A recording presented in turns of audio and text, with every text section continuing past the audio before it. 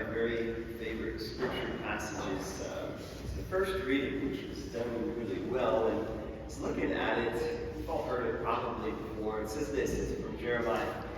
The word of the Lord came to me, saying, before I formed you in the womb, I knew you. Before you were born, I dedicated you.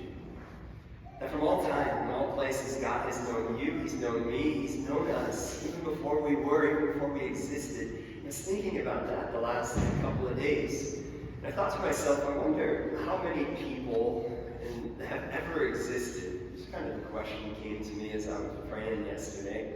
And like all things, Google knows everything, and so I looked it up, and I found that it's estimated by demographers that there have been 107 billion people that have ever lived, that have been. And all those people that God knows them, He loves them. He's had them in His mind and in existence since the beginning of time. And even the people who are to come, right, that we don't even know about yet, they're all in His mind, they're in His heart, this reality. In our world today, there's 7.9 billion people. That's a lot of people for God to have in His heart and to have in His mind. That He loves and He knows. He knew them before all time and will know them for all time. There's 12.6 million in the state of Illinois. And in Livingston County, there's 35,648 people. God knows every one of them and loves every single one of them. In our little town of Pontiac, there's 11,688 people, according to the census. That's a lot of people as well to keep in God's mind and in His heart. And it's an incredible reality. Because if that's the truth, and if we understand that, and we understand how our world works, what is it that Jesus wanted to tell us? It's the thing I talk about, probably the most important thing I can ever talk about. It's the fact that what Jesus said right before He ascended back to the Father, the words that He said, His last words, it's always someone's most important words that they want to share before they go. And what were His last words? He said, go and make disciples of all nations. It's the most important thing that He wants us to do. He sends us, He commissions us with Him. That I would go on mission with you to do one thing, and more important than any other thing, is to make disciples who know me, who love me, and will follow me. That's why this church exists. That's why we have a church. That's why the whole church exists. That's why Christ created a church. So that we might, His disciples, be filled with Him so that we can take that out into the world to go and make more disciples. And I've been talking about that for several years. And we've been seeing those banners on the side of the church for several years. It's in 2019, I remind all of us of that reality that it was such an exciting time for me. As 2019 becomes that reality that it was the first year in 25 years that our parish, instead of decreasing in numbers, increased in numbers. And what an exciting time it was. And it was exciting because we were starting to see what people encounter Jesus in a new way. More people encounter Jesus. And right as that all goes down, what happens but a pandemic? For the last couple of years, we've all had struggles, we've all had difficulties, we've all gone through it individually, as a group, as families, as a parish. We've gone through that, and I want to today remind us of the most important mission we've ever been given. It's the most important mission. It is that Jesus told us that we are to go and make disciples of all nations. I remind us of that today. But as I remind us of all of that and recommission us in that effort, I also want to remind us of what has been accomplished in just the last year in the middle of challenging times. What God has done. It is fascinating what God has done in a time of of fewer people and fewer finances. It's an amazing thing what God can do, right? And this is what a few things to remind us of what God has done in just the last year or two. First of all, it's Catholic Schools Week. And I want to call to mind that beautiful reality. Because there's been a number of people in our parish and in our community who have understood that one of the best ways to get people to Jesus is to get students to the school, right? Because that the parents, as they try to form their kids in the faith and bring them up in the faith, that they need supplement and a help to that, and that's what a Catholic school exists for. And so we understand that and we see that, and that's why it exists. Why does the church exist? To help draw people to Him. Why does the school exist? To help draw more people to Jesus Christ and His church. That's why it exists. That's why it's there. So many people have realized we want to have a scholarship program to help make sure some people who can't be there can get there. And so many people have given to that. And here's the beauty and the fruit of that. And I love this. This is my favorite statistic about all of this, I think. Is that almost 20% of the children of our school have been baptized since coming to the school. That is the fruit of a whole lot of people investing their efforts into helping kids that might not be able to come to the school otherwise encounter Jesus in the school. That is an amazing thing. The other thing, one of my very favorite programs in the parish is this Catechesis of the Good Shepherd. It's such an awesome thing, and if you have not been up to the upper level of the convent to see it before, go up there and check it out.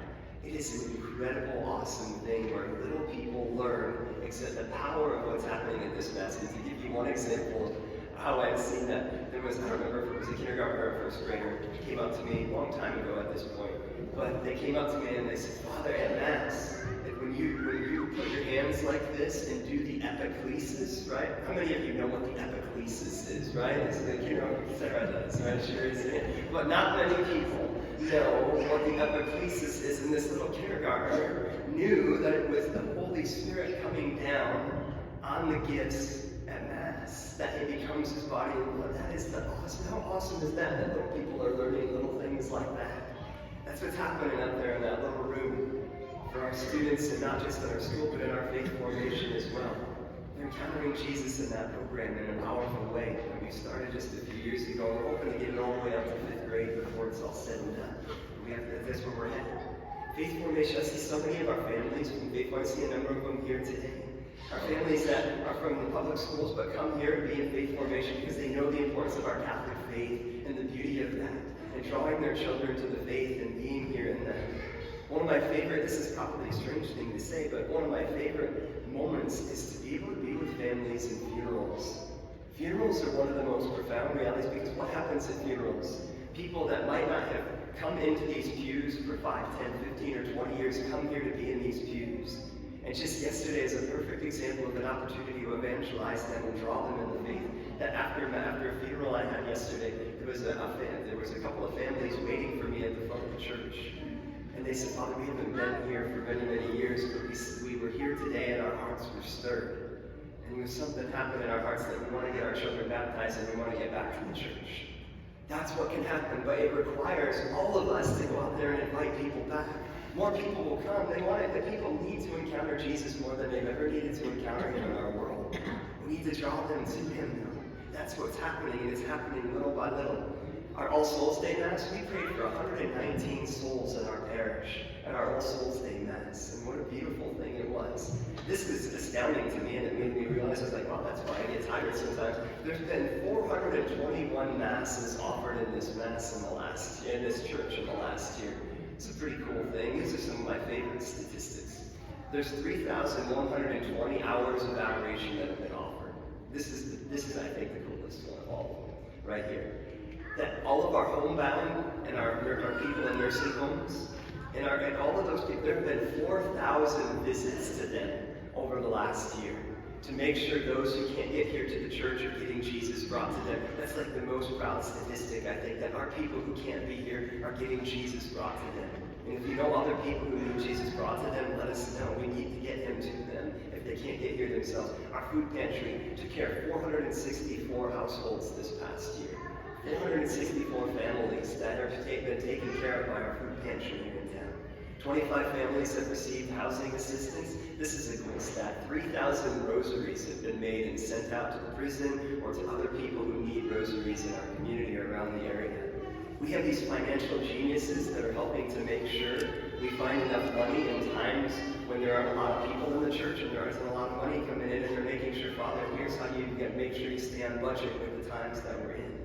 An incredible gift. We started a preschool in the middle of the pandemic, and now there's a waiting list to get into the preschool.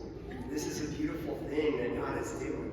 Baptisms are rolling in. There's one today. There's been 6 baptisms already in the month of January. We're only 29 days in, and there's 6 more planned in February. In March, they're coming as well. Totus Tuus came this summer. We had a great seminarian this summer. We had our first ever summer intern in Sarah Dunham this summer. Pretty cool stuff. We have a new youth minister and helper with evangelization, and Megan Lawrenson, who isn't 12 years old in the church anymore. She's now a grown-up. It's kind of awesome, right? Like all of this stuff. The Gonzaga program for our youth is going again. Watch is looking to get started for the retreat again. RCIA is off the ground and running. There are 8 people looking to come into the church, into RCIA this coming year. We watched 16 episodes of The Chosen on the lawn of the playground this summer at an outdoor movie theater. Things are happening. We've done a lot in the middle of a pandemic, you guys, with limited people and limited funding. That is a beautiful thing and an incredible thing. Yet there are still, according to what I'm seeing in the numbers in Mass, right? There are still probably just about 11,400 people in the town that are still waiting to come into this church and encounter Jesus Christ in big ways. So we've done a lot, but there's still 11,400 out there to go. And we'll go until Jesus gets every single one of them. And it requires me, and it requires you, and it requires all of us. Because we can't do all the things that we want to do without every single one of us entering back into the process of knowing we have to be filled with Jesus Christ, which is why we come here to fill ourselves with Him, and then take Him back out into the world. So there's all kinds of fun things ahead. Okay, just a few really small little things that I want to focus on, right? Here's something I'm really excited about. Right now, we're in the process of trying to have an altar at the cemetery, so that our loved ones who are no longer physically here with us in this world, we can go offer masses out at the cemetery on a real altar and do this kind of things to do that. I cannot wait till June, because in June we're going to have a Eucharistic Corpus Christi procession, and we are going to do it up big. I've been waiting for years to do it. We're working on getting a canopy so that we can bring Jesus into the square in the middle of the town, so that Jesus can be seen in the middle of our town, and that Catholics are down on their knees, and everybody's going to be saying, what the heck are they doing right now? And we're going to tell them we are worshiping our God and recognizing who He is. What a beautiful thing. I can't wait. There's so much to come. I can't wait to see more baptisms. Can't wait to see more First Holy Communions, more confessions, more confirmations, more marriages, and even ordinations from our little parish. That's what can happen, and it's where we're headed. But we need each other. We need to rely on one another, and that is the beauty of this. So this week, I'm going to ask you guys in a profound way to continue to recommit to the fact that we are disciples, to be filled up with the grace of Jesus Christ when we come here. In the mail this week, we just put it in the mail on Friday. There's going to be a brochure coming to you in the mail, and it's going to talk about these very things. Because I hardly ever talk about money to you guys, because I don't think money is that important. But if money is going to help us get more souls to Jesus Christ in this church, then we have to look at that as well. And so there's a commitment card coming in the mail this week that's going to ask you to recommit, but don't do anything with it. Bring it to Mass with you next week. Bring it to Mass with you next week, and we're going to fill it out on our commitment weekend together. And just kind of recommit to all the things that we can do, because we have to get more souls back to Jesus. And it's not all about money, it's not all about anything, it's all about us all working together to be able to do that. We get more souls in the pews, we work together more and more and more to get more and more souls, because we still got 11,400 to go. And that's okay. It's a lot to get, but we've done a lot of work already with just a few people and a few resources. What we can do with a few more people and a few more resources blows my mind to think what can happen. So let's keep marching forward together. The next week when you come, bring your commitment card. Don't do anything with it, get it in the mail, but bring it with you next week to Mass. For those of you who are watching online, we'll fill it out together with everybody online as well.